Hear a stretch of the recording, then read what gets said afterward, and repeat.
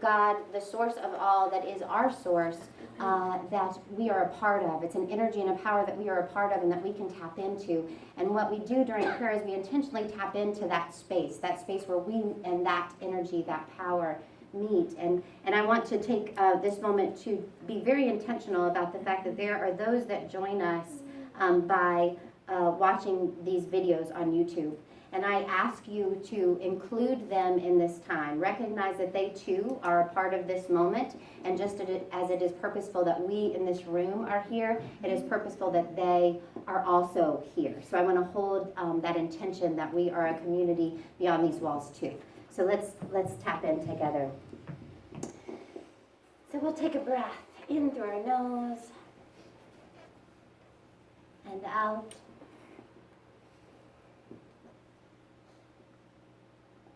We are here to be truly helpful to ourselves.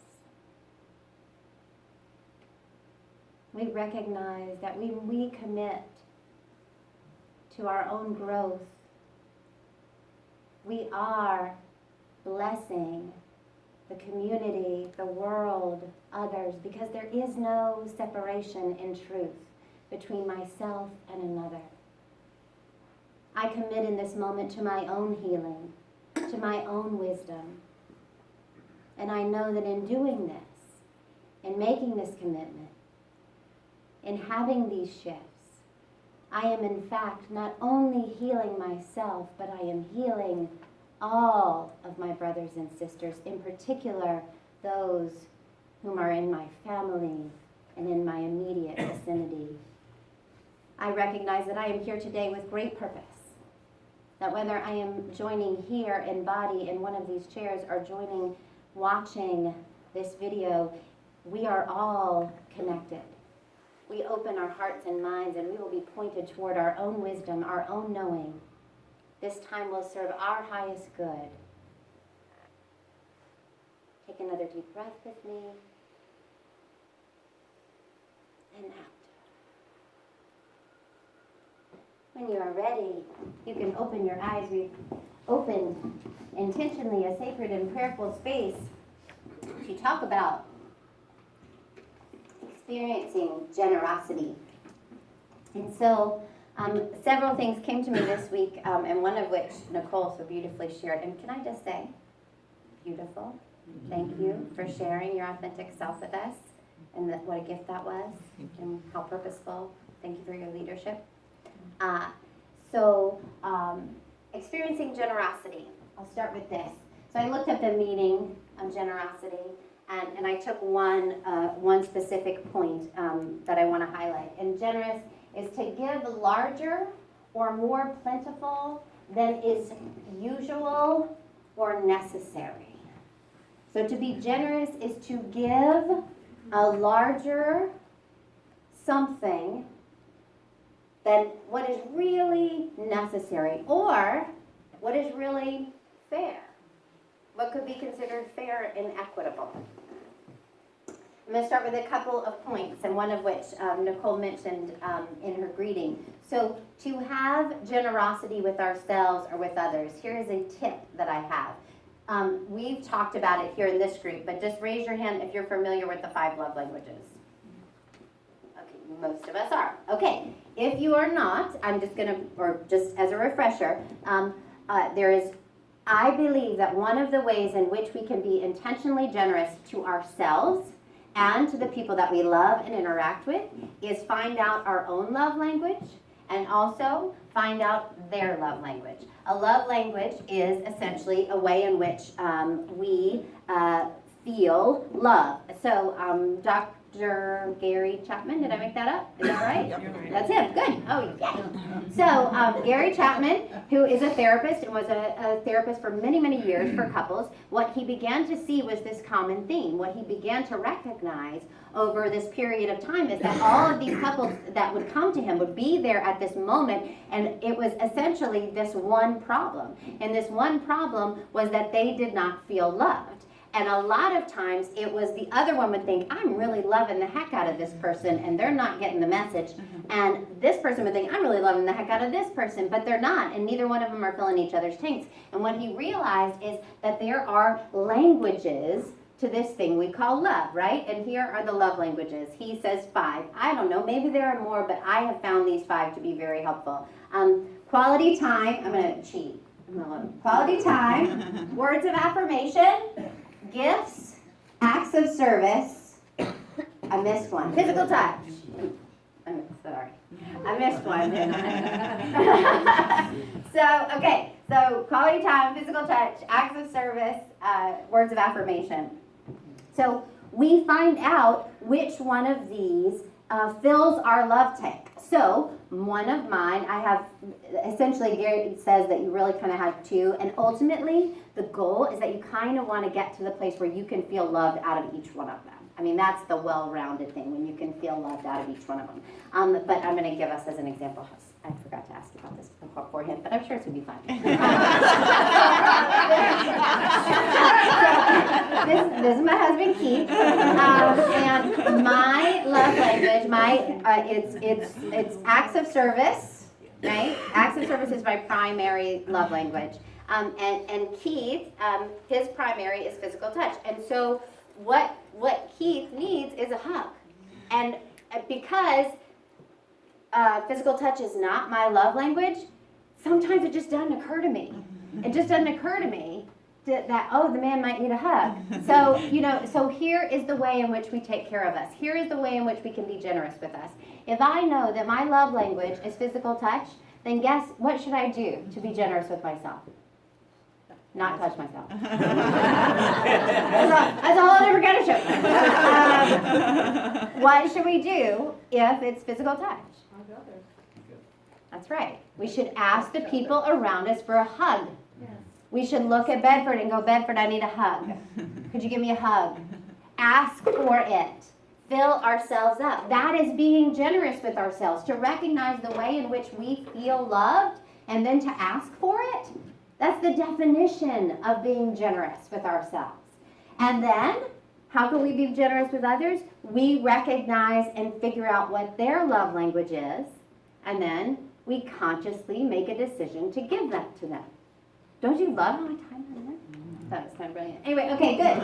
So, the next point that came to my mind when I was thinking about generosity is a line from the Tao Te Ching, and it's from Stephen Mitchell's translation of the Tao Te Ching, and it says, in conflict, be fair and generous. So I'm going to invite you to close your eyes with me while I say that one, because it's big. In conflict, be fair and generous. When you're ready, you can open your eyes. Can you feel that? That there is a balance? And this is something that I remind myself of all the time. Anytime there is a conflict, I remind myself that I am to be fair and generous. And what is generous? To give larger or more plentiful than is usual or necessary. And in conflict, often I think that is the benefit of the doubt. That is the recognition that this person is doing the best they can with what they have from where they are in that moment. And that is being generous. Just this last week, there was a moment in which someone was upset and they sent me a message, and I could feel the upset in this message, and I knew, I could feel the universe saying, Lydia, remember, in conflict, be fair and generous. So stop thinking about how this made you feel that this person just kind of unloaded on you, and put yourself in their shoes. What must it be like to be them right now? What must they be going through right now in order for this to take place? Now, so then I sat with that, and it didn't mean that I didn't respond and say, this really hurt me when you did this. But I did not respond until after I meditated, number one, and connected with that space. I mean, that's the truth. I literally did meditate. I knew that I needed to meditate, and so I did that. But I did not respond until I was in a space of generosity, till I was in a space of being fair to them, to me, and being generous. Can you feel that? I mean, to me, like if we just know that, if at every moment, if there's ever an altercation, if there's ever an interaction, if there's ever a moment, if you can just say fair and generous and take a breath, that is a way of being that will completely change conflict. Okay, Iron Man story. I'm excited to tell you guys this one, but we'll see. Okay, so I was listening to a podcast, and it was about this woman, and it's totally unrelated to generosity, but it was these two women. The podcast is called The Stoop, by the way, and I actually really like the podcast. The reason why I tell you what it is because I believe that we ingest and take in so much negative into our consciousness that I am very proactive in finding positive things to absorb, positive things to take in. I believe that it is very, very necessary to find those things that feed you, that give you hope in humanity and hope in love, rather than absorbing all of the constant negative that's coming, out of mainstream television. So, okay, good. Back to the story. So this woman on the stoop, it's just these ordinary people who tell stories. And this woman is telling the story about participating in an Ironman. Okay, I know. So before the Ironman, this is what happens to this lady. She has twin boys. And then when she's pregnant with her third, about to give birth to her third, they realize that one of the twins is autistic. And so she goes, and I know what that means, and you go into a bunch of therapies, and it kicks in, and you get all these experts that come into your house, and OT, and PT, and ABA, and MP3s, and all kinds of things. There's all kinds, and it takes your involvement, because the way that it works is you as a parent have to learn how to interact with this person, right? So she has that thing, right? So I'm invested in this woman, right? Because she's told me that, and I'm like, yeah, me too, I get it. I'm not going to do it Ironman, but I get you. So I'm listening to her story, and she's like, yes, and then this happened. So now she's got 3 boys, and one of which has these special needs, and then her mom gets diagnosed with ALS, and her marriage starts to go apart, and there's one thing after another. There's all of these things that happen to this woman that are just knocking her down, and then she decides, I'm going to do a triathlon, and I'm going to do this for me, and it's going to be for me, and she does the triathlon, and does it, and it feeds her, and she feels really good about it. And then her mom, she goes through this terrible time. I mean, the story is really oh gosh, yikes. But then she's telling you about the triathlon part, right? And it's I even wrote this down, but I feel like it's not important. But it's 24-mile swim, not kidding, no, yeah, something like that. 24-mile swim, and 120 miles on the bike, and 3 miles of running, and it's this huge deal that you do these things one after another, and I'm thinking, what? I know, but I'm with her, right? I'm listening to her, and she's talking about how she's training, and she's doing this training, and she gets to the point where she's doing this Ironman, and she goes through it, and she's first I did this, and then I swam the thing, and then I got on the bike, and I was doing really well, and then she gets to this moment, where she's running, right? The final part of it, the last couple of miles.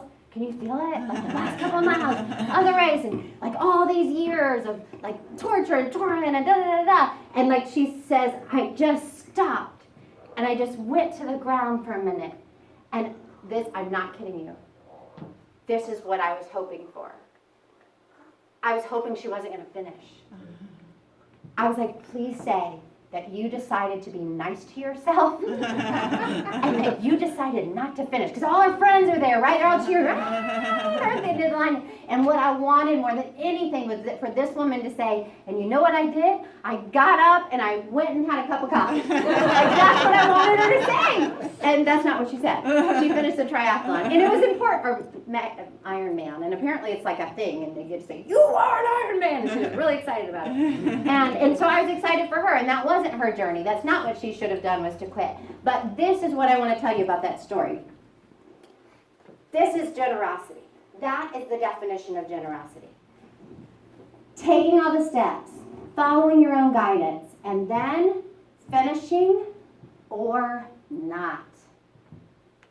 The definition of generosity is the recognition that just because I took all the steps, just because I listened to all my guidance, does not mean that I have to keep going. It means that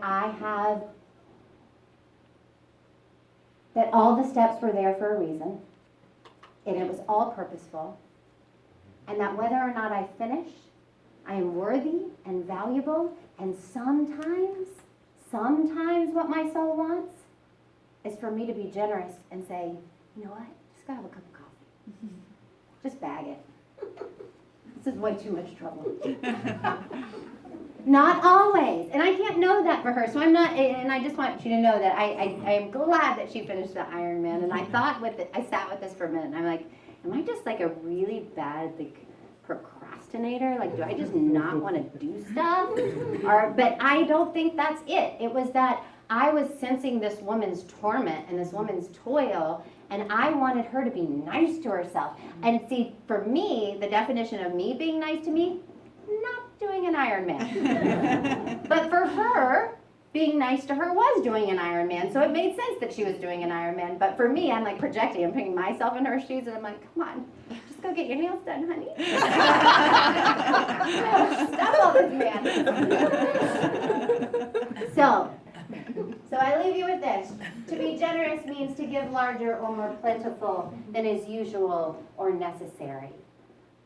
Your kindness, your love, not only to others, but to yourself. For it is in giving that we receive.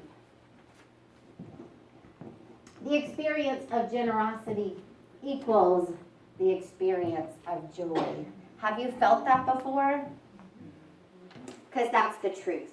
That thing that you experience when you are being truly generous, whether it is with yourself or with another, that feeling, that's joy. All right, let's pray together. See, I'm totally conscious of the time. I recognize the Packers play, and I just give me a little hand for that. So I invite you to close your eyes if you would like. And let's take some breaths together. In through our nose. And out.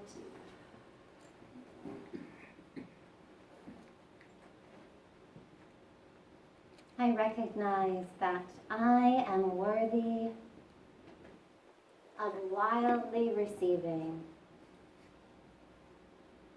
I am worthy of generosity in all its forms. I am a precious child of the universe of God. And because I breathe, I am worthy of generosity, of kindness beyond that which is usual or necessary. I am worthy of love beyond that which is usual or necessary. And I commit to opening up and allowing generosity to flow in and through me, to me, through me, as me. I am willing to be generous to myself and to my brother and my sister. I am willing to be generous to those around me. In conflict, I am willing to be fair and generous.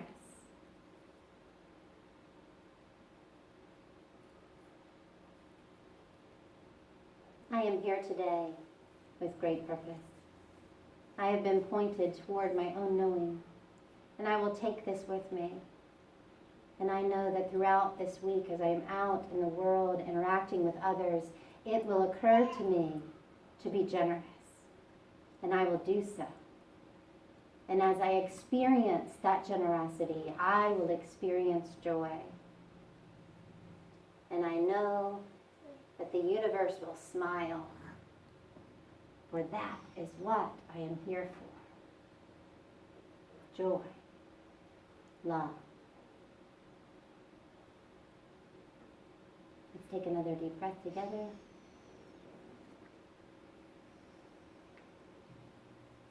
And as you are ready, you can open your eyes.